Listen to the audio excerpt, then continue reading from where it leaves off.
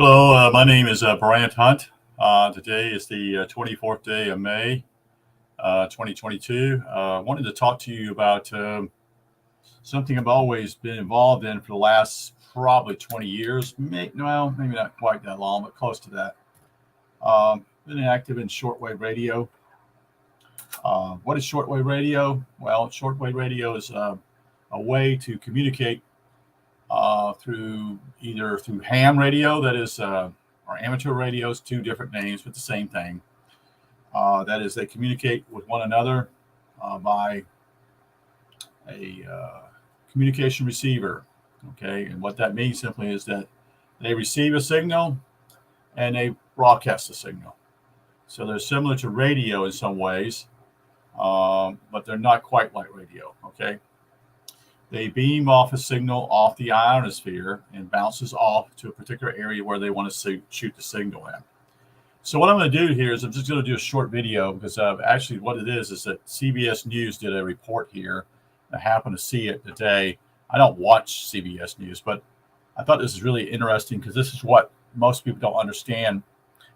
This is why it's so critical to have shortwave radio, because they can cut the internet off anytime they want to. Okay, that's the fact, folks. Okay, so what I'm going to do is go to my share video here, share deal, and we're going to share screen. And then what I'm going to do is see if I can get this to work the way I want it to do. And let's see, load this here up, and we'll go with this. So here we go. Newspapers to our digital devices, Americans have steady, reliable access to the latest news. That's not the case in war-torn Ukraine or inside Russia. In tonight's Weekend Journal, CBS digital journalist Miguel Amaya shows us how old-school Cold War technology is again proving to be an information lifeline. This farmland in Central Florida isn't just home to cows, but also what's said to be one of the world's largest shortwave radio operations. The small station was built to reach listeners in Cuba and Latin America 30 years ago. With its giant antenna, WRMI easily beamed its signal around the globe. We have the Voice of America on. Jeff White is the general manager. We started broadcasting it on shortwave back to Ukraine because their local stations were being blasted off the air. But the main thing is to get news into Russia so that people will know what's really happening there. WRMI uses 14 100,000 watt transmitters and 23 antennas to reach listeners. It's old technology in a digital age that still works. The day after we started with the Radio Ukraine, we got a message from someone who said, thank you, from Kharkiv, Ukraine. And then we got another one from Sumy, Ukraine. We've had messages from Belarus, messages from all over Russia. Some of them very thankful for what we're doing, and some of them not so thankful. How has this old school technology become crucial during times of crisis? Well, shortwave is often called crisis radio because people turn to it when there's an earthquake, a hurricane, or a war. It's the best way to get unbiased, real information about what's going on there. The internet and satellites can be cut off without a problem by any country. But shortwave is the only thing that goes directly from the transmitter to the listener in X country without any interference, no gatekeepers. I'll remind you that what's old is new and news. Again, Miguel Amaya, CBS News, Okeechobee, Florida.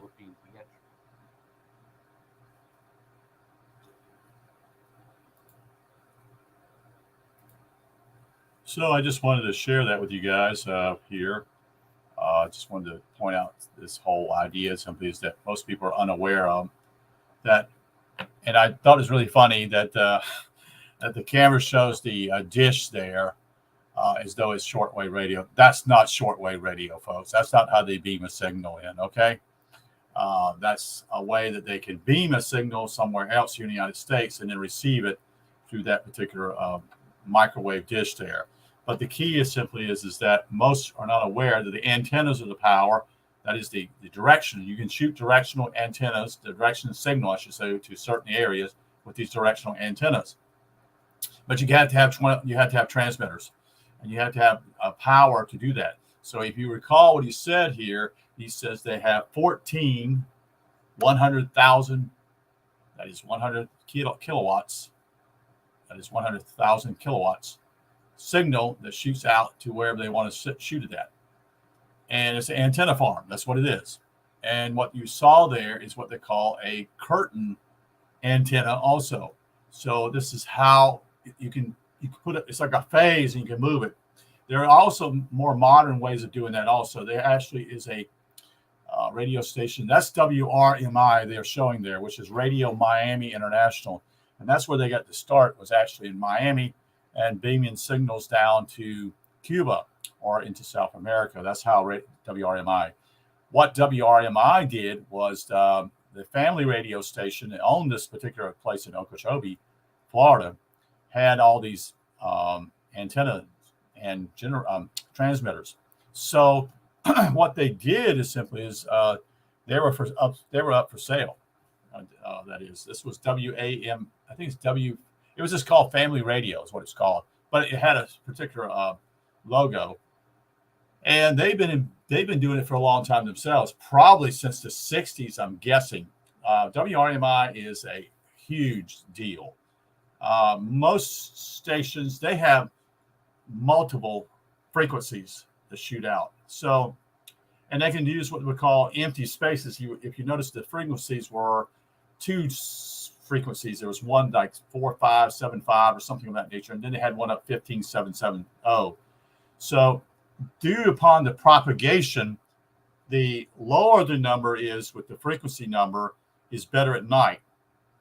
So, what that means simply is you see this signal to Russia or Ukraine area, they are so many hours ahead of us.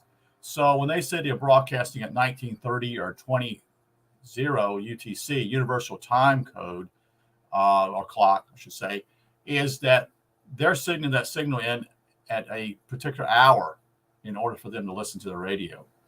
I found it really interesting that when Ukraine got attacked, that they forbidden their amateur radio operators to even broadcast. So they can, as far as I can tell, they can actually be thrown in jail for doing that. Now, the key is, can they find them? Now, it's pretty easy to find someone who is broadcasting or amateur radio. Just look for an antenna up, 100 feet or so, or maybe even higher, and it has an antenna array such and such. Some of them now actually even completely different now. So now they use what they call loop antennas, which are smaller and are actually easy to hide, very much so. But I doubt the Ukrainians have the money to buy something of that nature. The loop antenna was actually used in the World War II, in order to communicate. If you watch the old fighter airplanes, you'll notice there's a loop on it, and it was able to communicate in that way. A loop antenna basically eliminates a lot more noise, so as to actually be able to a clear message gets out. So when you're talking about 100,000 watts, and there's I think 3 or 4 transmitter companies, although there's probably not many of them left now, maybe less than that. I know that one was made. When I say transmitter manufacturers, I should say, the biggest is probably Continental here in America. They basically have 100,000 watts, 250,000 watts, and there's one actually in WBCQ, which is actually in Maine, that broadcasts with 500,000 watts. Okay, and 500,000 watts is. I'm surprised that the government allowed it. The FCC allowed that because that's a lot of power being shot out of a particular antenna array. But WBCQ, meaning the radio station in Maine, is able to broadcast also with what they call a movable antenna, meaning that the antenna is able to move in whatever sector 360 degrees. Okay, so that's the advantage simply if you don't have a lot of space. And it was actually shipped here on ship. Parts were put together and put up as they went up, such and such in the air, and did this. And the only company I know in the world that does this is a company, I think, in Austria. I'm pretty sure that's where it's at. But they're transmitter companies that are basically, the United States has Continental, and then we have probably, I think there's an Italian company, or again, maybe an Austrian company that makes not antennas, but transmitters. And I don't know if Britain has still not operated, but actually makes their own transmitters. But Europe's gone away from that. They've made a big boo-boo, in my opinion. They've shut down almost all their shortwave radio. In fact, they've done that in the last 15 years. In the early part of the 2000s, they were still broadcasting.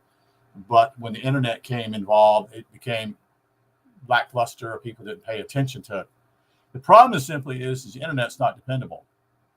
And actually, shortwave radio is played with certain things such as what they call DRM. DRM is just simply a digital radio monodial, which I think is a French word that was supposed to be shooting a digital signal, and you wouldn't have what they call phase in and phase out. And what it means simply is that you have still interference either from the sun or whatever else could be out there, having an effect upon the signal. And usually what it means is simply is that it fades in and out, just like AM radio, because that's what it is. It's AM radio, but it's at a higher frequency. See, they start out with shortwave around 2,300 kilohertz. Okay, so they go all the way up to 25,000 kilohertz. And there's reasons why you use certain frequencies at certain times of the day, and also certain seasons of the year. So in the wintertime, it's a completely different ball game than it is the summer. You see. Usually but anyway, what I'm trying to say to you is this simply is this. If you want to find out what's going on in somewhere else and try to get what I call more of an unbiased report from a certain country, that would be, WRMI. So that's something you might look into. I have shortwave radios. I do not have what they call a communication receiver, which are far more expensive, and you have to put up an antenna array. And when you listen to shortwave, you have what they call a passive antenna, which means simply is that you cannot shoot any type of electrical power into it, or you just burn it up. That's just what happens to it. So you have to have a special type of antenna for that. And they do make certain antennas for loop antennas that are actually advantageous and can take that power. Now, when I was talking about DRM, it failed. And I'll tell you why it failed. This was basically a last-ditch effort by shortwave radio and transmitter companies who are trying to operate and shoot a signal based upon a digital signal. We're looking at old technology here based upon analog. Analog is still valuable, folks. It is. No doubt about it. So you can buy a really probably like $100 shortwave radio, and if you've got a decent antenna, or if you have a loop antenna, you can pay, you can pay a lot more for a loop antenna than you would with the radio. But the key is simply is if you don't have a decent antenna, you're not going to hear a whole lot, especially when we got internet, especially when we got 5G out there. That also creates issues. I had an issue one time, probably 3 or 4 years ago, roughly, that I had some type of issue that I would turn my radio on and I was hearing noise, and it was just on and on and off. Well, I found out simply is this basically electrical power. A pole that had a transformer on it was not that far from here, actually, probably a quarter of a mile away from where I was at, and it just simply blanketed all the frequencies, everything. It's a noise. It's a noise polluter, you see. And so I had the power company come out here, and I said, well, you got a problem here somewhere. And he said, well, it's not on our pole. And I said, what do you mean? He says, well, because someone came out here and helped me. He says, that's down here, roughly a quarter mile. So what he was trying to point out simply is that's not our pole. He knew where it was at. He says it's Aiken Electric Co-op. So he called them, and the Aiken Electric Co-op came in, and they replaced what they needed to. And basically what it was is simply there was a loose wire. There was a wire that was connected to something, and it was loose. And so it had this enormous noise that was created by the wind, you see, or not even the wind, you see. But it doesn't take much wind up there to actually cause a problem. So my point here is what CBS News did tonight simply is that they gave you a snippet of what I would call something about shortwave radio. Now, shortwave radio is done for a couple reasons out there. The main thing that shortwave radio does is like WRMI. They broadcast all kinds of different programs. They do. They will do what they call religious deals. Some pastors come on such and such. They'll be on there. But there are also some innovative broadcasters out there who actually communicate about your health. And so the major radio networks would be, when I say radio, I meant basically the big shortwave deals, is that there are probably about 5 or 6 of them now here in the United States. You still have Voice of America, who's located in North Carolina, and it's actually in Greenville, North Carolina, and it's the only one left. It's the only VOA transmitter site, and they have antenna arrays there all over the place. And I believe they basically broadcast to Africa and probably to South America. And I don't know if they broadcast to Russia or not. They probably do. But that's the only one that's actually government owned and operated. Okay. So that's in Greenville, North Carolina. And then also you have WBCQ, which is actually on 4 or 5 different frequencies. Their broadcasters, they consider themselves free speech radio. So they have more of a political speakers on there, and they will be 30 minutes to an hour. They still have also religious programming. Then you have a station called, probably the second largest, is trying to think besides WRMI, WWCR. And WWCR can be, it's in Nashville, Tennessee, actually outside of Nashville, Tennessee. It's what's the word? It has 4 transmitters that are 100,000 watts. So 14 to 4, and compared to the one in WBCQ is probably 2 to 3 transmitters. BCQ still operates on what I call, they all use this, and most are not aware of this. They still use, trying to think of the name I want to say, they use tube radio parts. There's a huge tube they use, custom made, maybe 10 of them made a year or whatever. I don't know how many are, but they pay hundreds and hundreds of dollars for these. At one time, there's a company in Russia. I think Russia still makes those tubes in order to broadcast with this 100,000 watts. They have to be tubes. That's just the way it is. That's just the way the technology is made. So what I'm trying to say simply is that at one time, and there's a couple of radio stations actually in California also, but they're basically geared to Spanish, to that area. And then you used to have, there's 2 or 3 of them have gone. They're no longer around. And another one is WTWW, which is We Transmit Worldwide, is also in Tennessee. And there's another one called WRBC, it's WWRB, which is Worldwide Religious Broadcasters. So that tells you they broadcast, pastors and such. But they're not on there anymore as much. You really they only have 1 or 2 frequencies, so to speak. And there tend to be what I call 50,000 watt transmitters. There's still WRNO.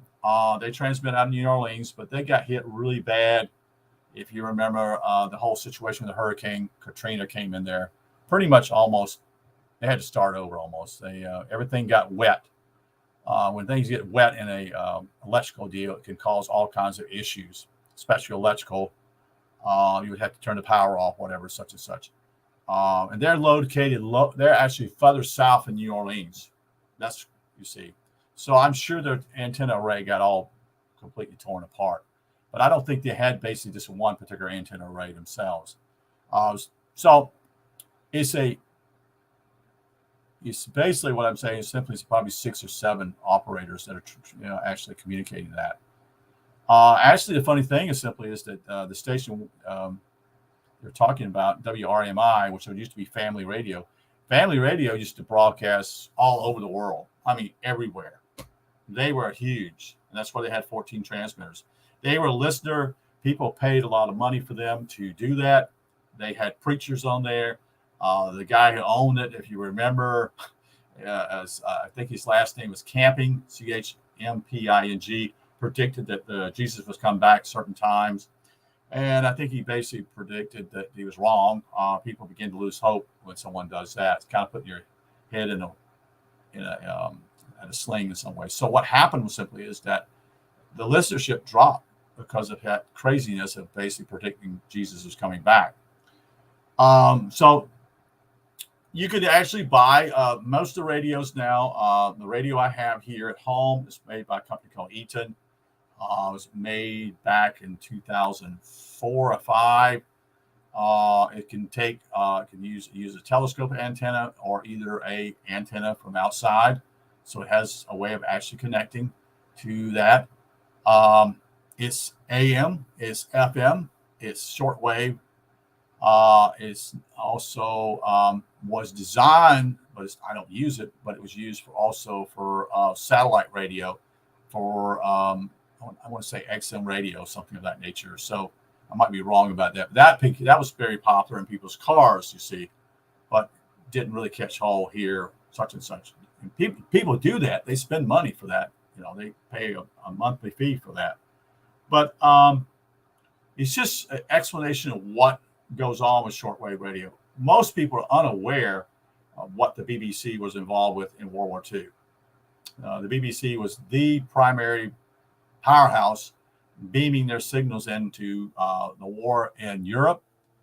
The Voice of America was not that prominent at that time. It was actually after the war they were actually more prominent. But the BBC was the one. For example, how many countries are no longer broadcasting this? Well, Radio Canada used to broadcast, and then they stopped in 2012. And they actually tore down their whole system. They completely tore it down. You can thank this for the politicians because, see, you, the taxpayer, paid for that whole thing. You see, the antenna array, the building, and what you call a transmitter. You have an antenna building out there where you connect it all up.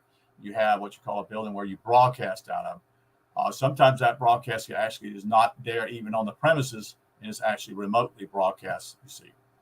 So I don't want to go into a whole lot more on that. Just basically just kind of give you an idea. But basically, I used to listen to stations that were in Africa. I used to listen to Deutsche Welle. I used to listen to Radio Netherlands. I used to listen to Radio France. I used to listen to Radio Austria International. They're all gone. Radio France still broadcasts, but it's all in French. They don't do any English or such and such. You have to have people who do this are able to speak that language. See, so when you have certain languages, you have to have someone who can speak English, someone who can speak Chinese, because they're reading the news, so to speak. In the same way, with the Voice of America, the broadcast is such and such to Russia, so they have to be able to speak Russian. You see, or they have to be able to communicate in what we call languages in Africa that are what we call not major languages. So they're all what we call smaller languages for smaller groups. There's nothing wrong with that, but you have to have someone who is doing that and communicate that at a radio station.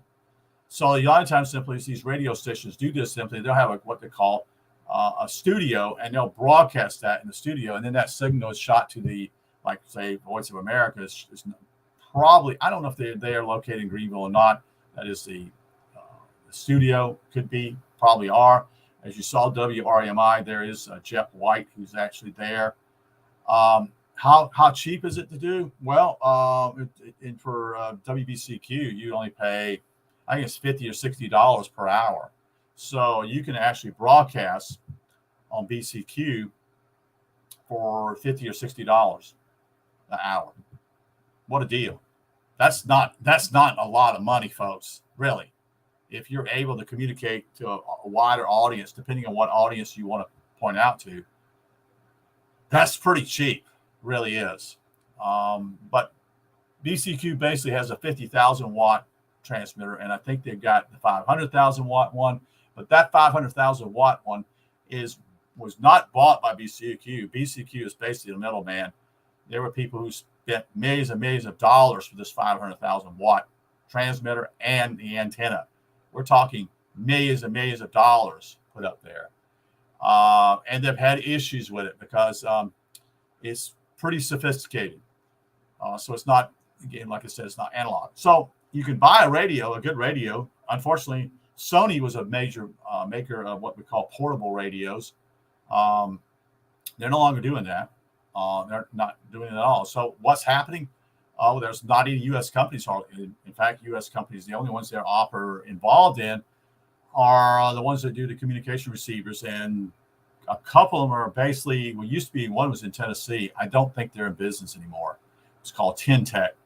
The other one's actually a specialty deal with out in California. And I think it's called K something. But those are all geared for communication receivers. The three major receivers that are communication receivers are ICOM, ICOM, Yaesu is the other one, and Kenwood. Those are all three. And those three are actually made in Japan. Those are Japanese companies. You don't let the Kenwood name bother you because Kenwood used to be in stereo equipment. I don't know if they're in that anymore, but they are actually involved in amateur radio equipment. So they build communication receivers in that way. Most of those communication receivers run, some of them are pretty expensive. They can start at $1,200 to all the way up to a couple of $1,000s. That's just a receiver. But the neat thing simply is that's all changed. They have a digital readout, so it's not done in analog. So analog is always done in a certain way that would take you more time to get to that station. I used to listen to a lot more shortwave radio. I haven't listened to shortwave radio probably very little, but like I'll listen to WBCQ. They have a person there, a couple people who actually talk about the economy. So I usually listen to them. Why? Because I basically feel like simply that's the only place I can get more of a no-nonsense answer or what's going on. Very few others will. You're being censored. Pretty much everything is actually even on the internet, it's pretty much a lot of it's censored, you see. And it's going to get worse if they continue to get their way, those that want to prevent that. So that's why shortwave is important. Who makes these radios now? It's all the Chinese. That technology was given to them. The last company that actually, Texan is spelled, was that right? No, wait a minute. Sangyun is actually a Taiwan company, but it's basically Chinese. But I mean, they were making the radios in Taiwan, I think it is. And what happened simply is they chose to, which is a bad idea in my opinion. They chose to. They're still a Taiwanese company, but they actually source out all their stuff from China. Someone makes it for them. So reality simply is it's a disappointment. Again, like I said, Americans company, the last company that actually made portable radios, shortwave. Let me think. Zenith. Zenith was the last one. Zenith Transoceania was the last radio that actually, they were the first company to make it what they call a portable radio in the 1940s, actually 1945 or 46. But you could listen to a lot of things on shortwave radio in the past. You used to be able to listen to the police bands. Did you know that you used to be able to listen to the police bands in the past? The other thing simply is that you can hear what they call the air traffic controllers. That is, each airport here is on a certain frequency also, and it's also AM. So anyway, I'm kind of running along here, so that's 29 minutes. So, but anyway, I wanted to share this with you to basically give you an idea of what it's like, information. Just the key simply is that mainly people just don't know anything about it, and unless we keep it around, there won't be any competitors. What I mean by that simply is this: if you don't have this way of continue to communicate on shortwave, there won't be any alternate. There won't be, folks. They're just not. So it's critical for people to understand this because there won't be any other way. That's either for satellite, is what we're told, or it's either through the internet or through the telephone. And we know good and well that all three of those are listened to. you see. And that's why shortwave, the other thing is so key here. You got a shortwave radio, you can turn around any different frequencies such and such out there, and no one knows you're listening to it. You see, this is all about freedom, folks. This is what I've always been about. That's what I care about. I want to know truth. I don't want to be lied to, because I know that every country can lie to me. Can I trust the broadcasters, foreign broadcasters? Well, yes and no, because if I used to listen to the Voice of Russia, what I would trust simply is what they're saying. A lot of it might be some pieces of truth, but a lot of it would be propaganda. And the same way, if you look at other countries like Deutsche Welle, which is Germany, Radio France International, and BBC. But BBC is the largest at this point. And well, I take that back. Radio China International is the largest out there. They're a major deal, shortwave. They're not stupid, you see. Unfortunately, the Voice of Russia left probably 6 or 8 years ago. They left the shortwave spectrum.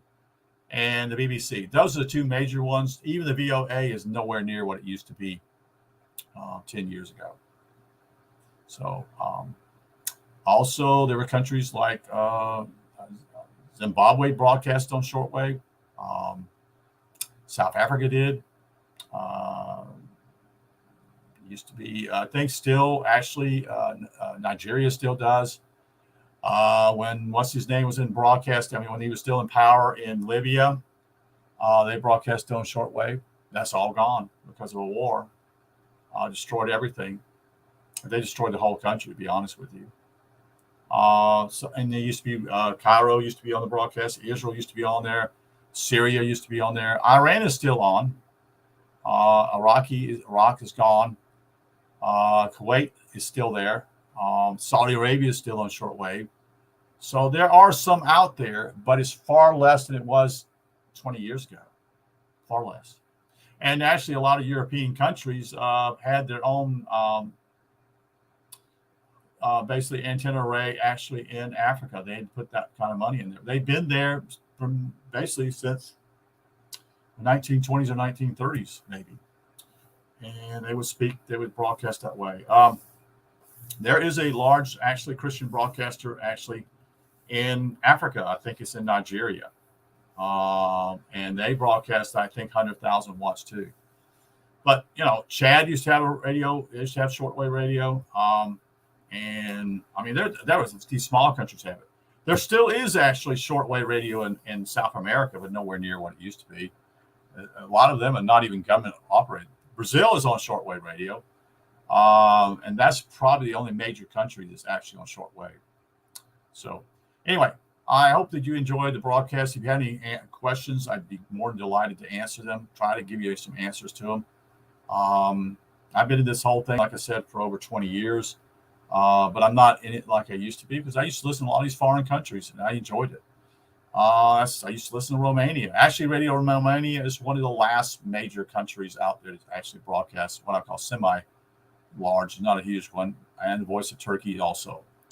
So have a good night. Thank you for being here, and you have a good evening.